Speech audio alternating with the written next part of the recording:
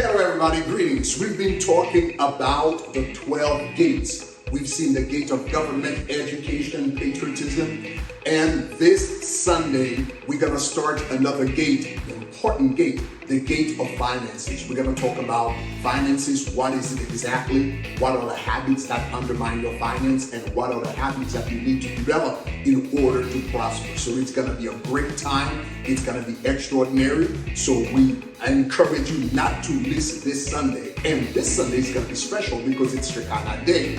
So we're going to kick off that series with Shekinah Day. We'll have service in the morning, and then we'll have fellowship in the afternoon. After the 11 o'clock service, we're going to have a great time of fellowship at the church. And then at night, oh wow, it's going to be warfare. You're going to stand against the spirit of poverty. You're going to win that battle, and the prosperity of God is going to follow you. You're going to walk in God's prosperity.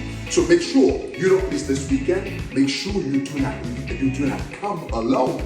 Come with a friend, come with a family member, and we're going to have a great time in the presence of the Lord. See you. God bless you.